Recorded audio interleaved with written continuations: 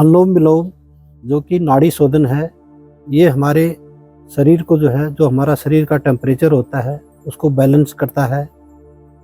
हमारी जो ये नाक की जो छिद्राएं हैं दोनों, इसको बोलते हैं सूर्य नाड़ी, दाहिनी को, और बाईं को चंद्र नाड़ी। चंद्रमा का मतलब है ठंडा, सूर्य का मतलब है गर्म। ये हमारी गर्म नाड़ी है और ये ठंडी नाड़ी है। हमारा शरीर जो है न ज़्यादा ठंडा महसूस करता है, सहन करता है, न ज़्यादा गर्म सहन करता है। अब इन दोनों को बैलेंस करने के लिए हमारी दोनों नाड़ियाँ स्वर के द्वारा, सांस के द्वारा ये जो है बैलेंस बनाए रखते हैं हमारे शरीर का टेम्परेचर। नमस्कार दोस्तों, मैं गणेश मेहता, स्वागत है आपका मेरे एक नई वीडियो में। तो दोस्तों, आज मैं अनुलोम विलोम के बारे में बताऊंगा।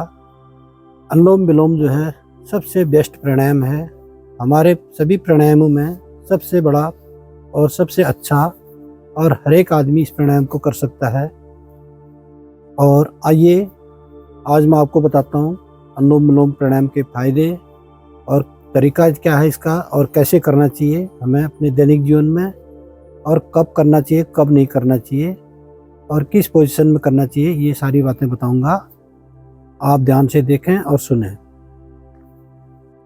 सबसे पहले आप सुबह नित्य कर्म करने के बाद में अगर आप मॉर्निंग वॉक में जाना चाहते हैं तो जा सकते हैं, नहीं जा सकते हैं, अगर कोई आदमी बुजुर्ग आदमी है वो नहीं जा सकते हैं, तो आप अपने घर के अंदर ही जो है लाथी मार करके एक चटाई में और सुखासन में बैठ जाएं और ध्यान मुद्रा में बैठ जाएं। और उसके बाद में कमर को सीधा करना है, कमर सीधा करना है और ध्यान मुद्रा लगानी है। ध्यान मुद्रा मतलब ये हाथ ऐसे, हाथों की मुद्रा बनानी है, ये अंगूठा और अंगुली को प्रेस करना है, बाकी अंगुलियों को सीधी करना है, ये ऐसे बैठ जाएं ध्यान मुद्रा में। उसके बाद आप दाहिने हाथ, ये दाहिना हाथ है हमारा, दाहिने हाथ में विष्णु मुद्रा बनाएं, इसको बोलते हैं विष्णु मुद्रा। ये अंगूठे से दाहिनी नाक को बंद करना है और बाएं नाक से लंबा सांस को लेना है। और उसके बाद ये बाएं नाक के छिद्रा को बंद करना है, दाहिने नाक से सांस को बाहर निकालना है। फिर दाहिने नाक की छिद्रा से सांस को लंबा लेना है, फिर दाहिनी नाक की छिद्रा को बंद करना है, बाएं नाक से सांस को वापस छोड़ना है। क्योंकि मैं तो अभी वीडियो बना रहा हूँ और मेरे को आपको बताना भी पड़ रहा है, यानी कि दाहिनी नाक की छिद्रा को बंद करना है, बाएं से लेना है, दाएं से छोड़ना है, फिर दाहिने से लेना है, बाएं से छोड़ना है। यानी कि एक बार ये नाक की छिद्रा को बंद करना है, तभी जाके आपकी सांस एक ही छिद्रा से बाहर आएगी और एक ही से अंदर जाएगी। तो आप समझ गए होंगे मेरी बात को। फिर मैं इसका एक और नमूना देता हूँ, अब मैं बीच में बोलूँगा नहीं।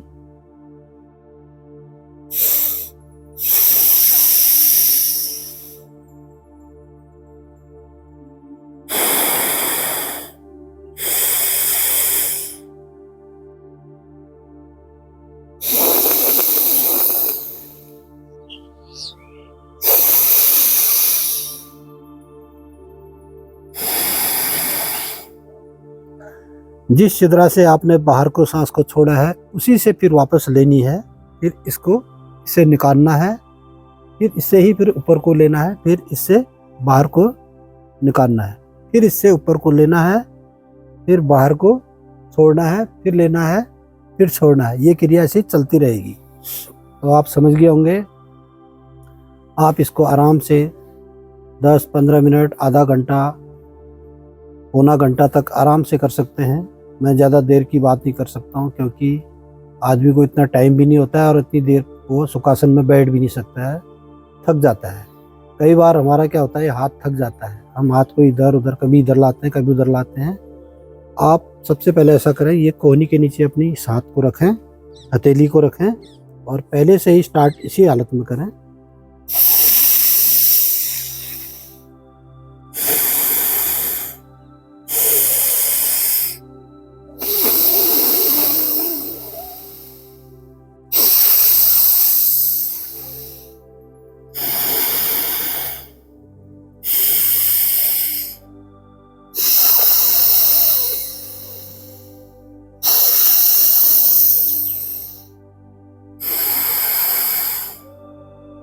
इस प्राणायाम को आप धीरे धीरे करें, एकदम से ज़ोर से न करें। अभी आपको मैं एक खराब नमूना भी बताता हूँ, बहुत से लोग ऐसे भी करते हैं।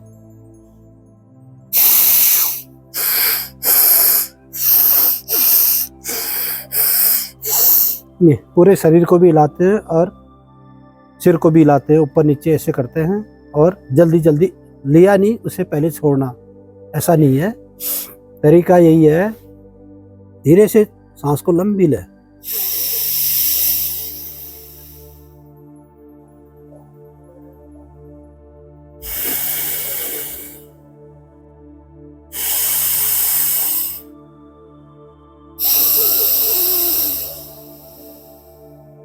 ये है तरीका सही। कमर भी सीधी रखनी है, ज़्यादा कंधों को भी नहीं हिलाना है, न सिर को हिलाना है, न नीचे को देखना है, न ऊपर को। एकदम समान रूप से व्यायाम को करते रहना है, प्राणायाम को करते रहना है, सॉरी। अब मैंने आपको प्राणायाम का नमूना दे दिया है, आप भली भांति सीख चुके होंगे। आप इसको नित्य सुबह सवेरे करें। कुछ लोग कहते हैं कि क्या हम इसको दिन में भी कर सकते हैं? अगर आप दिन में आप खाली पेट हैं तो आप कर सकते हैं। कुछ लोग कहते हैं कि क्या हम बैठ के या चेयर में कर सकते हैं? बैठ नहीं सकते हैं, आप आराम से चेयर में बैठ के भी कर सकते हैं, परंतु चेयर में आपकी कमर सीधी होनी चाहिए, ऐसे आगे झुक के नहीं करना है इसको। कमर सीधी होनी चाहिए, आप चेयर पर आराम से कर सकते हैं। या आप अगर ज़मीन में भी बैठे हैं तो अगर आपकी कमर थक जाती है तो दीवार के सहारे भी आप कमरे की दीवार के साथ में, बरामदे की दीवार के साथ में दीवार से अपना कमर सीधी करके आप आराम से कर सकते हैं। अब मैंने आपको अनुलोम विलोम करने का तरीका बता दिया है, आप इसको नित्य करें और बहुत ही ज़बरदस्त प्राणायाम है। अपने जीवन में जो है इसको अपनी दिनचर्या में ज़रूर डालें। हमारे शरीर में जितने भी पेन होते हैं, दर्द होता है तमाम, एड़ी में दर्द होता है, सिर में दर्द होता है, कंधे में दर्द होता है, हाथ पैरों में दर्द होता है, इस दर्द को दूर करने के लिए आपके पास एकमात्र प्राणायाम है अनुलोम विलोम। उसके बाद बहुत से लोगों का कहना है कि जब हमारी नाक बंद रहती है तो इसमें कैसे करें? नाक बंद जब होती है तो उस समय प्राणायाम नहीं होगा आपसे, और मैं इसके बारे में आपको सलाह भी नहीं दूंगा। जब तक आपको सर्दी जुकाम से आपके जो नाक में जो है कचरा बढ़ जाता है, उस समय आपसे बिल्कुल भी नहीं होगा, क्योंकि दोनों नाकें बंद रहती हैं। तो ऐसे समय में न करें। अगर आप लगातार प्राणायाम करते रहेंगे, आपको कभी भी सर्दी जुकाम नहीं लगेगा, कभी भी नहीं लगेगा। इस बात को आप नोट कर लें, क्योंकि हमारे शरीर का जब बैलेंस, टेम्परेचर का जब बैलेंस ख़राब होता है, तभी जो है हमें सर्दी जुकाम, नज़ला, खांसी, तमाम जो है बात, पित्त, कफ की शिकायत होती है। अब मैं इसके बारे में आपको इसके फ़ायदे बताऊंगा। अनुलोम विलोम प्राणायाम जो है बहुत ही अच्छी प्राणायाम है। इस प्राणायाम को करने से आपका सबसे पहले तो आपकी जो नाड़ियां हैं, नाड़ी का शुद्धिकरण होता है, और आपकी जो ब्रेन पावर होती है, दिमाग की ताकत होती है, वो सबसे ज़्यादा तेज़ हो जाती है।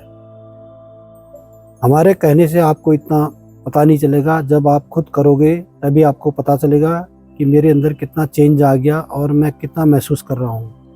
जिन लोगों को जो है याददाश्त कमज़ोर हो जाती है, भूल भुलैया हो जाता है, क्या खाया, क्या पिया, क्या बोल रहा हूँ मैं, वो उसको याद नहीं रहता है, ध्यान नहीं रहता है बोलने का, तो उस आदमी के लिए भी ये प्राणायाम बहुत ही कारगर है।